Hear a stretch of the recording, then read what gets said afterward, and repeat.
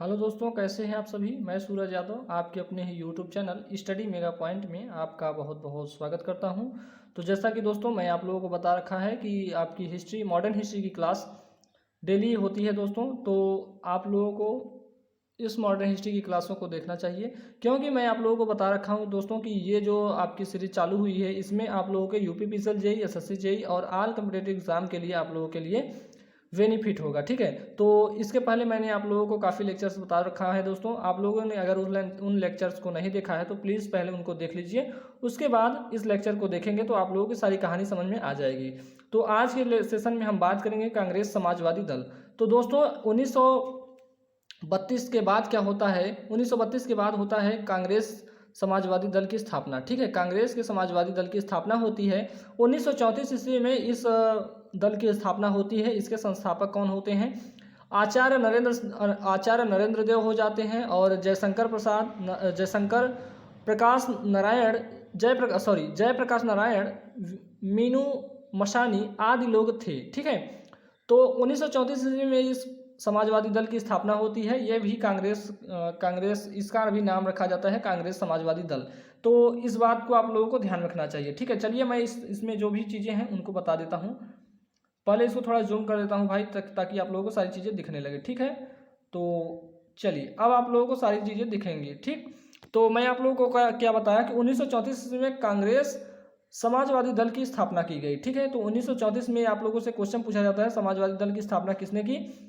तो 1934 ईस्वी में यह किसने किया था? इन व्यक्तियों में से अगर किसी का भी ऑप्शन में दिख जाता है तो उसको आप लोग मार्क कर लेंगे। ठीक है, इसके आचार्य नरेंद्र देव हैं, जयप्रकाश हैं और हैं जयप्रकाश नारायण जी हैं, मीनू मसानी जी हैं, आदि लोग और भी लोग हैं इसके संस्थापक। ठीक है, इसमें बहुत सारे लोगों ने मिलकर इस पार्टी का उद्घाटन किया। ठीक है, उसके बाद क्या आता है भारत का शासन अधिनियम। भारत शासन अधिनियम क्या था मेरे भाई, इसको हम आप लोगों को समझाऊंगा। ठीक है, तो भारत शासन अधिनियम 1935 ईस्वी में आया था। इस बात को पहले ध्यान रख लीजिए कि भारत शासन अधिनियम कब आया। तो 1935 ईस्वी में भारत शासन अधिनियम आया, इस बात को ध्यान रखिएगा। और इसे हम क्या कहते थे? इसे हमने कहा मिनी कॉन्स्टिट्यूशन या लघु संविधान। यही लघु संविधान यानी मिनी कॉन्स्टिट्यूशन के द्वारा मेरे भाई इस जो हमारा मेन संविधान है यानी संविधान पर हमारा इसका ज़्यादा प्रभाव पड़ता है। ठीक, तो ये आपका था, क्या था मेरे भाई?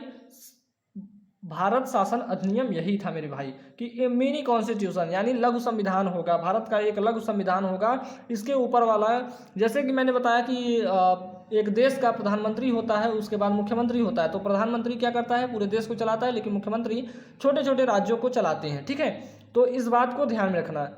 ठीक, तो चलिए इसका भारतीय संविधान पर ज़्यादा प्रभाव पड़ा, इन सभी चीज़ों को मैंने डिस्कस किया।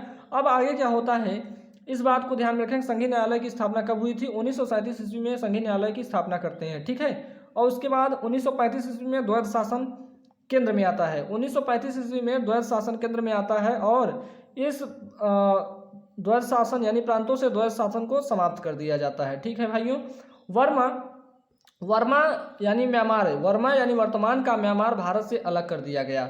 क्या कर दिया गया? वर्मा भारत से अलग कर दिया गया। इस बात को भी ध्यान रखेंगे। तो 1935 के आसपास ही इन सभी चीज़ों को अलग किया जा रहा है।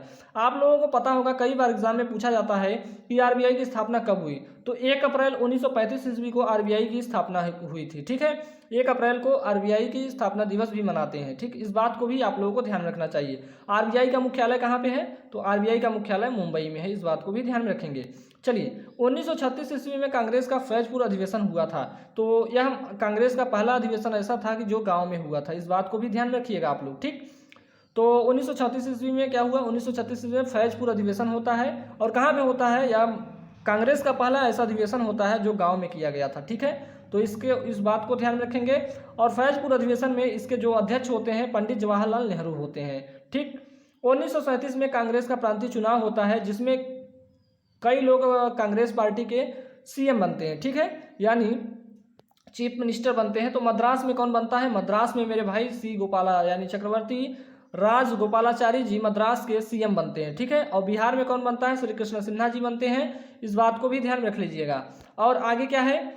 उड़ीसा में बीएन दास बनते हैं। कौन बनता है? उड़ीसा में कौन बनता है? बीएन दास। और संयुक्त प्रांत मतलब वर्तमान समय का यूपी यानी उत्तर प्रदेश को हम संयुक्त प्रांत कहते थे, यानी यूनाइटेड प्रोविंसेस कहते थे।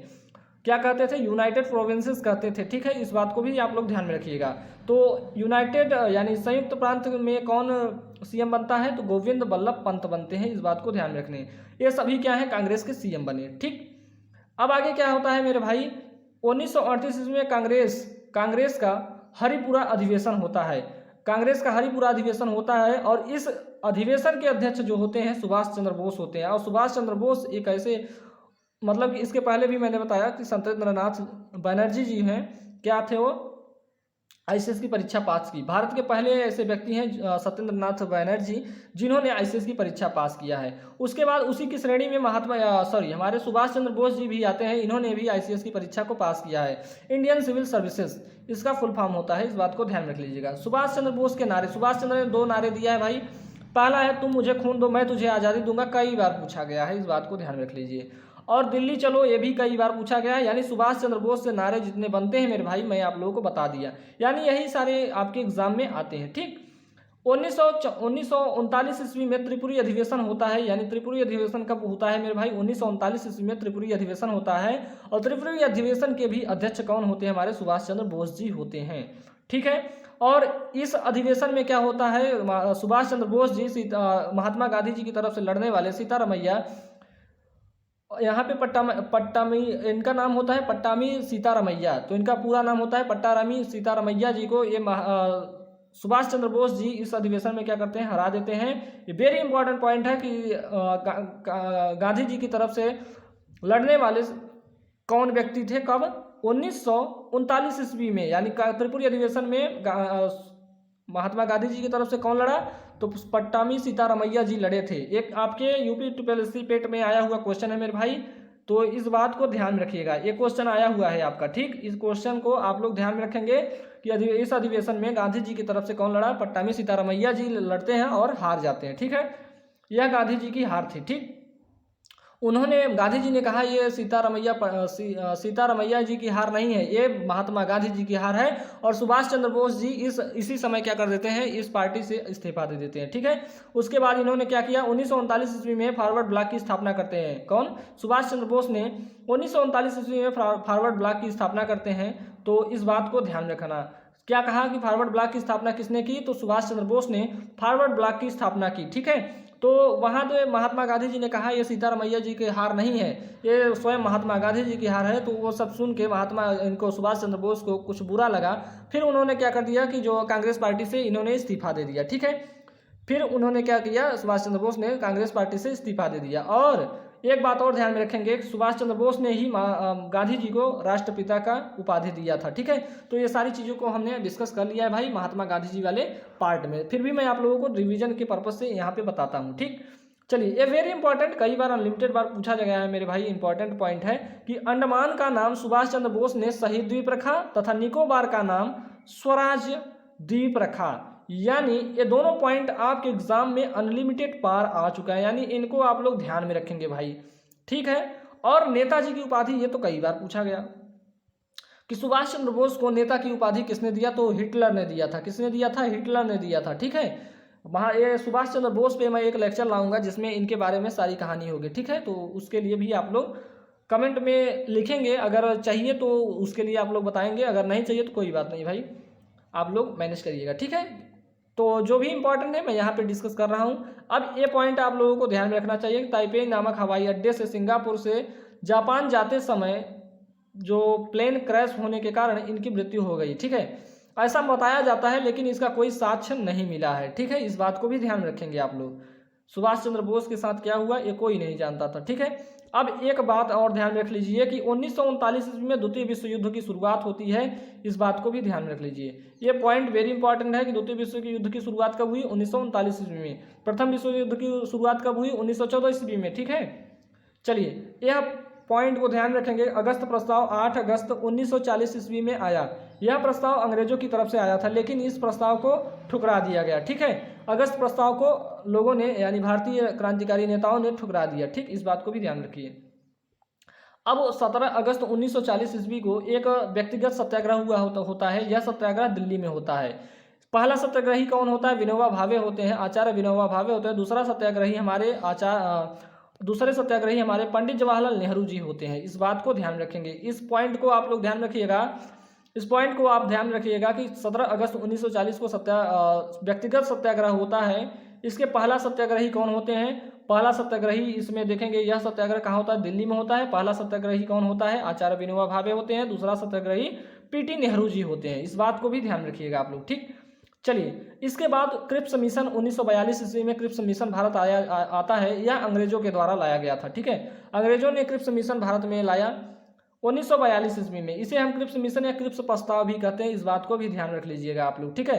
अब हुआ क्या था, ये क्यों लाया गया था, इसको भी थोड़ा समझ लीजिए आप लोग कि इसमें भारतीयों को द्वितीय विश्व युद्ध में लड़ने के लिए बताया, मतलब कि क्रिप्स मिशन लाया गया था कि भारतीय सैनिक जो हैं वो द्वितीय विश्व युद्ध में अंग्रेजों की तरफ से लड़े, ठीक है, यानी ब्रिटेन की तरफ से भारतीय सैनिक लड़े। लेकिन इन लोगों ने क्या किया, साफ साफ मना कर दिया कि नहीं, इस विश्व युद्ध में हम लोग नहीं लड़े हैं, क्योंकि नहीं लड़ेंगे, क्योंकि हमने प्रथम विश्व युद्ध में आप लोगों का साथ दिया था, लेकिन आप लोगों ने जो शर्तें रखी थी उसका कोई पालन नहीं किया, ठीक है। लेकिन इन लोगों ने फिर भी लालच दिया कि नहीं, इस बार ऐसा नहीं होगा। लेकिन महात्मा गांधी जी एक बात बोलते हैं, क्या कहते हैं? महात्मा गांधी जी ने कहा इसे आगे की तारीख का चेक कहा। किसको? क्रिप्स मिशन को महात्मा गांधी जी ने आगे की तारीख का चेक कहा, ठीक है। तो इस बात को ध्यान रखिएगा। द्वितीय विश्व युद्ध में भारतीय लोग शामिल नहीं होते, यानी ये लोग लड़ने से मना कर देते हैं, क्योंकि प्रथम विश्व युद्ध में इन लोगों ने काफ़ी चीज़ें कही थी कि जिनका ये लोग पालन नहीं किया, यानी उसको पूरा नहीं किए। इस कारण से लोगों में अक्रूरता थी, आक्रोश था। इन लोगों ने द्वितीय विश्व युद्ध में भाग लेने से मना कर दिया, ठीक है। अब इसके बाद हम इसके आगे की कहानी, यानी भारत छोड़ो आंदोलन महात्मा गांधी जी के द्वारा जो कि बहुत बड़ा मूवमेंट था मेरे भाई महात्मा गांधी जी का। और इस कहानी को मैं नेक्स्ट लेक्चर में बताऊंगा। तो आगे के लेक्चर में आप लोग देखेंगे भारत छोड़ो आंदोलन। तो भारत छोड़ो आंदोलन ये कई बार आपके यूपीपीसीएल, जेई, एसएससी जेई, आरविनल, डीएलएमआरसी, यानी ये सभी एग्जाम में आए हुए क्वेश्चंस हैं, ठीक है। तो मैं आप लोगों को जब क्वेश्चंस कराऊंगा तो उनमें जो आए हुए क्वेश्चन होंगे उनको भी डिस्कस करूंगा, ठीक है भाई। तो आज के लिए इतना ही, मिलते हैं आप लोगों से नेक्स्ट लेक्चर में। तब तक के लिए जय हिंद, जय भारत।